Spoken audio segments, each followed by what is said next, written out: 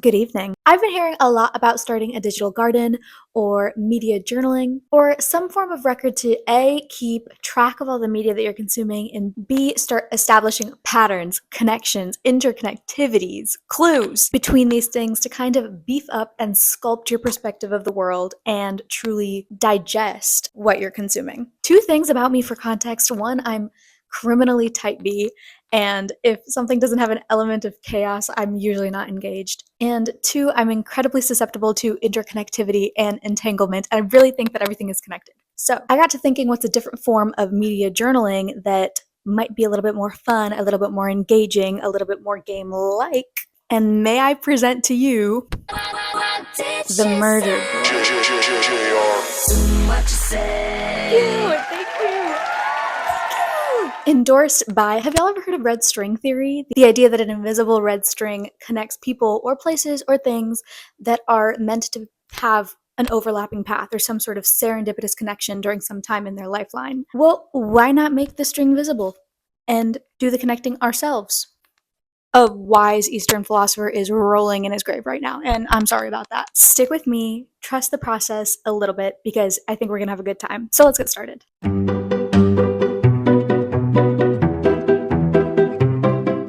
Okay, the first thing that I decided to do was print out a bunch of media. I mean, a bunch that I consumed over the last, I don't even know. I have a pretty bad memory, which sometimes comes in handy. So anything that I remembered with remote clarity, I printed out.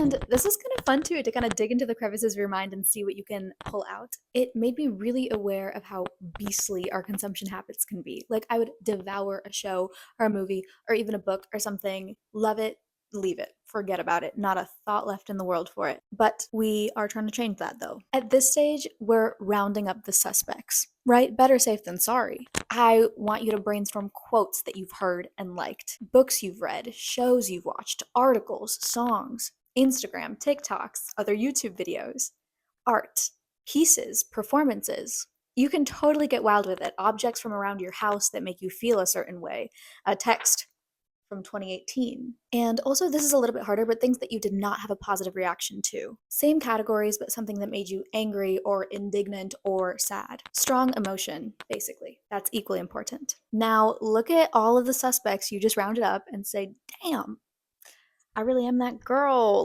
Just kidding. But actually, no. Now we bring them in for questioning one by one, and we'll start with our primary suspect. What is the piece of media that elicits the strongest reaction in you? And it might be the most recent. For me, I know it definitely is because I have a bad memory. The most emotion for me is attached to my most recent. It might be easy to start there. I wish I could put actual pins in the wall, but my dad would kill me, so I choose peace. I mean tape. Okay, now red string in hand, we're going to, around our primary suspect, add in any other plausible involvements to the scene of the crime. Let me give you an example. My first primary suspect is ChatGPT. What did she say? Yikes, stop! It's actually something that gave me a lot of reassurance, and it's not exactly a form of media, but it does have a lot of thought tied to it for me. I was feeling a little bit lost with my art a little bit ago, and my mom always uses ChatGPT when she's feeling off to kind of ask it very practical ways on how to make her feel better, which is sad.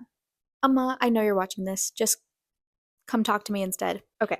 Anyways, that's not the point because I did the same. I asked ChatGPT what it means to be an artist in this day and age and how to kind of find fulfillment, even if you're treating it as a career. It said something that kind of struck a chord, so I've put it up here. If anybody's curious, it said, you know what you want. You want to live slow and attentively. You want to paint. You want to be an artist, not just to do art. You've already chosen your path. You didn't settle.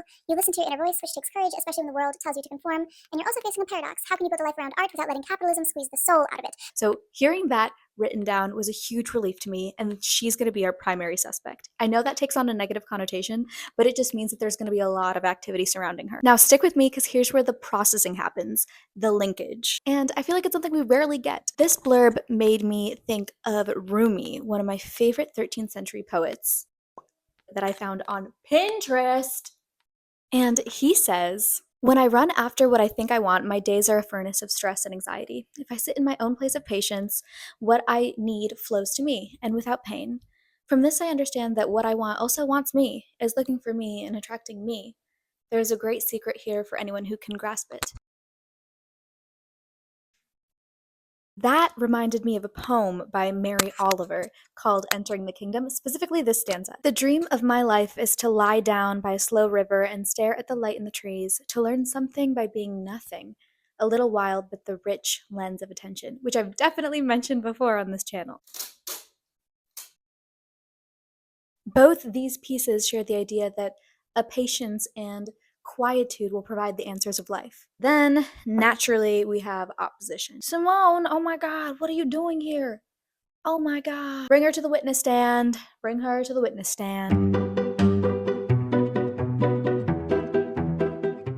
Even ideas that appear to be in contradiction with each other are in actuality in close relation. So I'm gonna mark those lines with a blue ribbon.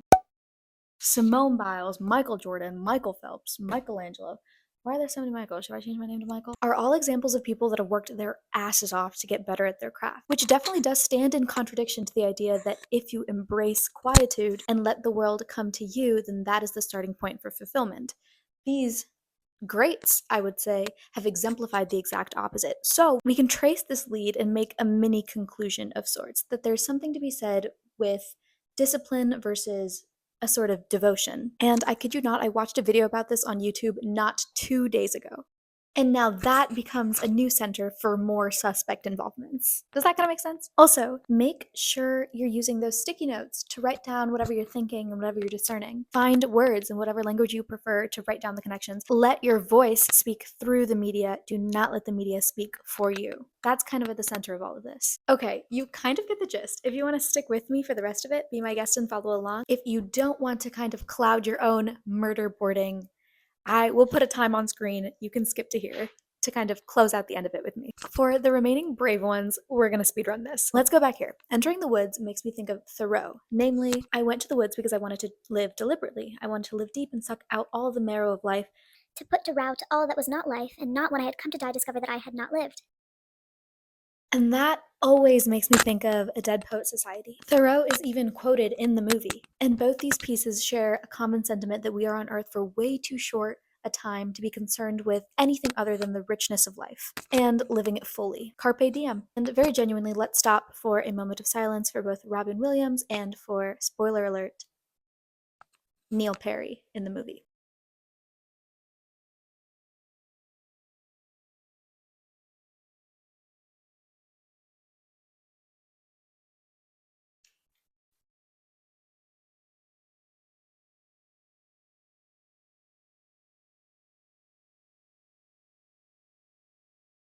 On the other hand, Thoreau's theory also relates to isolationism. He is withdrawing from society to live deliberately and independently and introspectively, which stands in contradiction to this Substack post that I saw, and I wish I could find who wrote it, but I cannot. I've scoured for the life of me.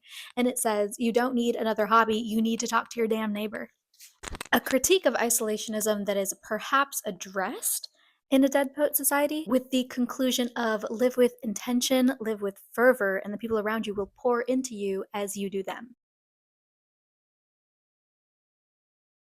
Is the way that all roads are leading back to A Dead Poet Society. Even the loneliness epidemic can branch off of an obsession with the sense of self. And from there, tangentially related, another poem, The Loneliest Sweet Potato by Sabrina Benheim. I don't think a poem has ever better encapsulated what I felt like in my adolescence better than this poem, and it's a little bit long. I'm not going to read it now. Highly recommend. Go, go, go, go. Go read it now. And if we come back to the central idea of disintegration of community, I immediately thought of Hosier's lyrics in his song First Time from the newest album. It's pretty goss. He says, to share a space with simple living things, infinitely suffering, but fighting off like all creation, the absence of itself. Anyways, which is so quintessentially about how life can't be anything but a communal experience. So Hosier gets a spot on the pyramid today. The murder board process is true detective work. It's push and pull and backtracking. It's looking for blood splatters or tracing footprints or even powdering fingerprints to see what lingers under your nails. Yeah, it's about what media stuck with you and a method of internal organization, but it also frames the world into something intoxicatingly curious.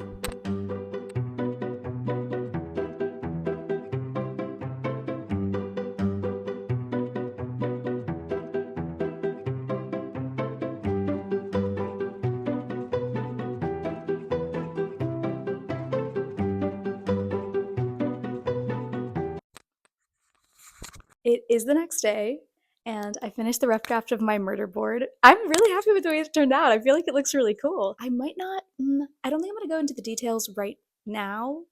I don't see tremendous value in getting into the nitty gritties of my own brain just because the practice is supposed to be uniquely tailored to you. So I might leave it here. I'll post the full thing on my Substack or something like that. This is her.